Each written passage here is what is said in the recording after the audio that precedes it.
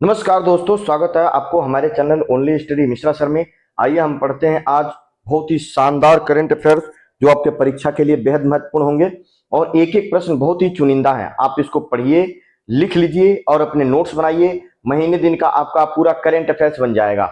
और आप जो भी एग्जाम की तैयारी कर रहे हैं, यूपी के यूपीपीएससी, टीसीएस के लिए, आरओ के लिए, आरपीएफ के लिए, एसएससी का कोई भी एग्जाम हो, पुलिस का एग्जाम हो, यूपीएससी हो, किसी भी स्टेट पीसीएस का कोई भी एग्जाम हो, सभी के लिए समान रूप से महत्वपूर्ण होंगे। चलिए हम शुरुआत करते हैं आज के पहले प्रश्न से। आज का हमारा पहला प्रश्न है, हाल ही में संयुक्त राष्ट्र संघ ने किस वर्ष को क्वांटम और प्रौद्योगिकी का अंतर्राष्ट्रीय वर्ष घोषित किया है? तो क्वांटम विज्ञान और प्रौद्योगिकी का अंतर्राष्ट्रीय वर्ष घोषित किया गया है 2025 को। 2025 इज द राइट आंसर।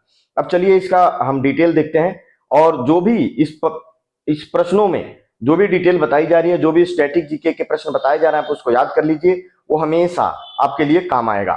संयुक्त राष्ट्र महासभा ने वर्ष 2025 को क्वांटम विज्ञान और प्रौद्योगिकी का वर्ष घोषित किया है।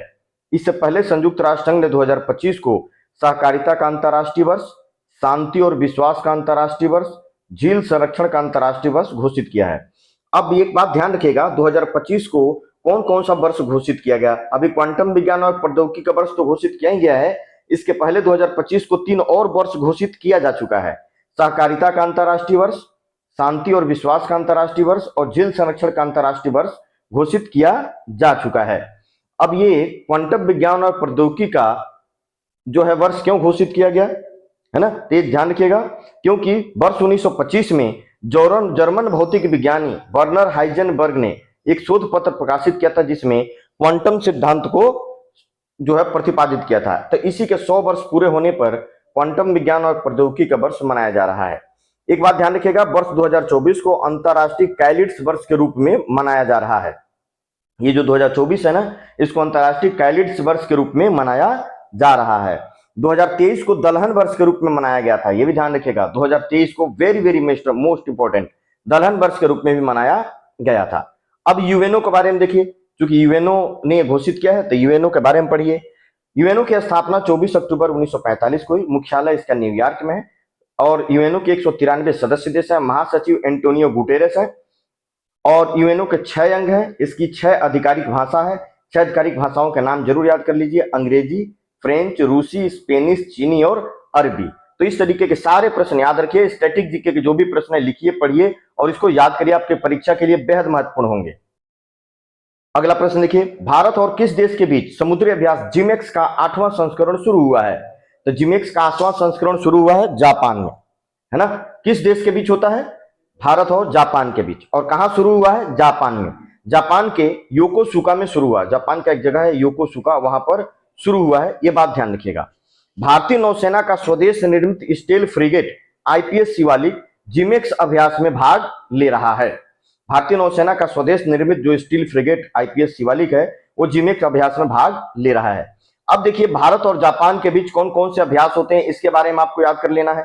भारत और जापान के बीच होने वाले अभ्यास जो है, धर्म गार्जियन थल सेना का, वीर गार्जियन वायुसेना का और मालाबार अभ्यास ये नौसेना का है। तो आप ध्यान रखेंगे, नौसेना का अभ्यास 2 है, जिमेक्स और मालाबार। वीर गार्जियन वायुसेना और धर्म गार्जियन थल सेना का अभ्यास है।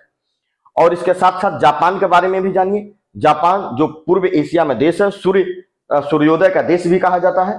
इसकी राजधानी टोक्यो है, प्रधानमंत्री फुमियो किशिदा है और वहां के सम्राट है नारुहितो नाकाओ, क्योंकि यहाँ पर संसदीय प्रणाली का संवैधानिक राजतंत्र है। जापान की जो मुद्रा है वो येन है और संसद का नाम है डायट। तो ये जरूर याद रखिएगा, संसद का नाम डायट है। रूस की संसद का नाम ड्यूमा है। ये सब बातें याद रखिए, आपके परीक्षा में बार बार पूछा जाता रहता है। आज के सेशन का अगला प्रश्न देखिए, हाल ही में सांग्रीला संवाद 2024 कहां संपन्न हुआ है? सांग्रीला संवाद, तो सांग्रीला संवाद संपन्न हुआ है Singapore. Singapore is the right answer. अब सांग्रीला क्या है? सांग्रीला सिंगापुर में एक होटल है जहां पर एशिया सुरक्षा सम्मेलन की बैठक होती है। इस बार भी सांग्रीला में ही हुआ है, तो इसलिए इस एशिया सुरक्षा शिखर सम्मेलन को सांग्रीला डायलॉग भी कहा जाता है।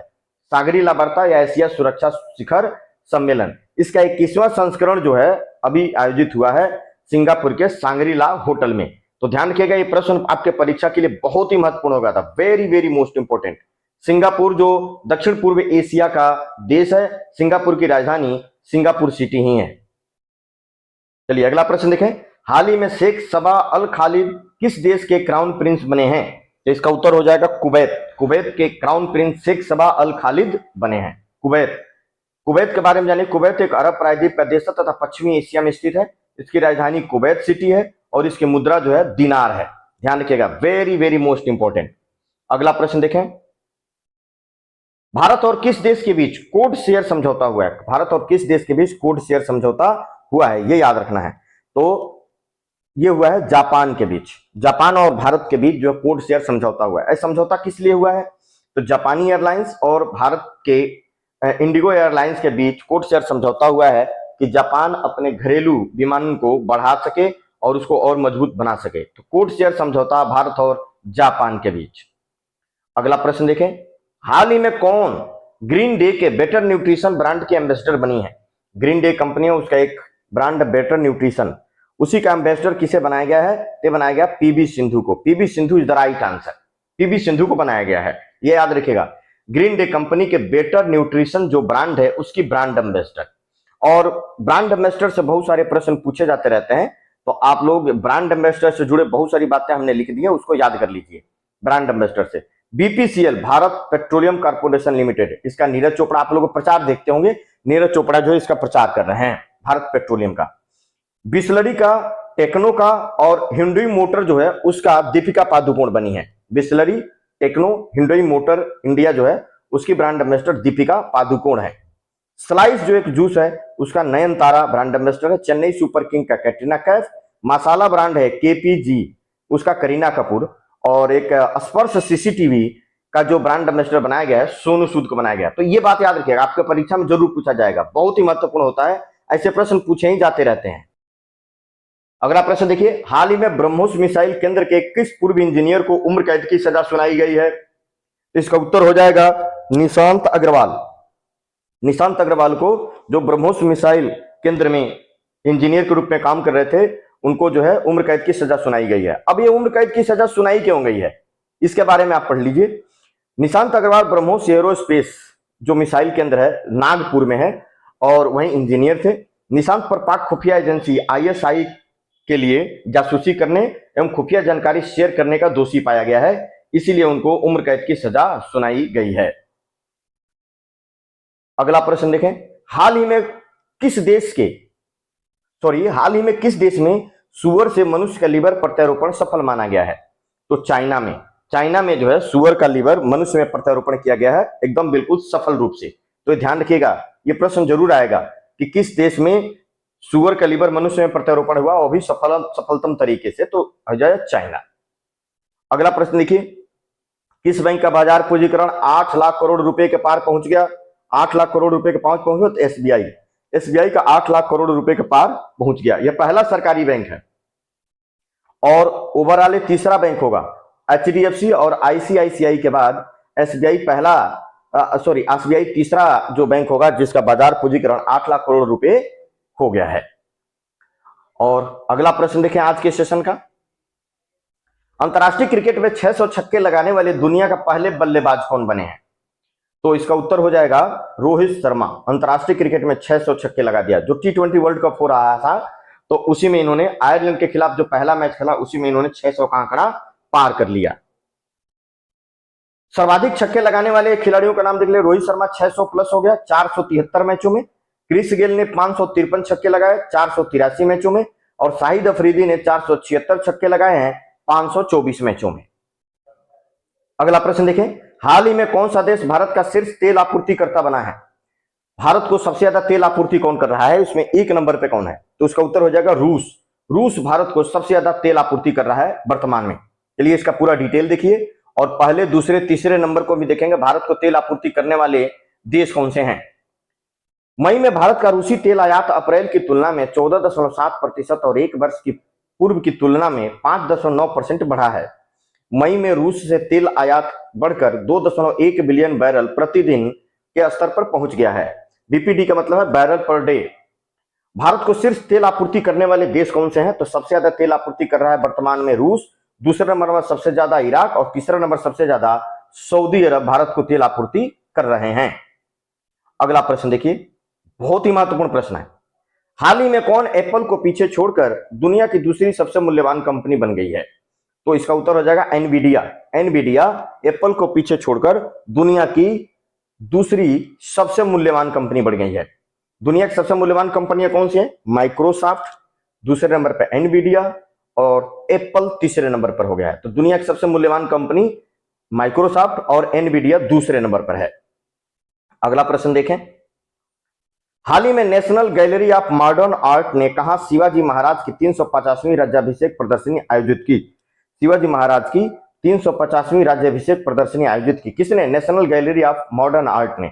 इसका उत्तर सही हो जाएगा new Delhi. New Delhi is the right answer. नई दिल्ली में ये जो है इनके राज्याभिषेक पर एक प्रदर्शनी का आयोजन किया गया है।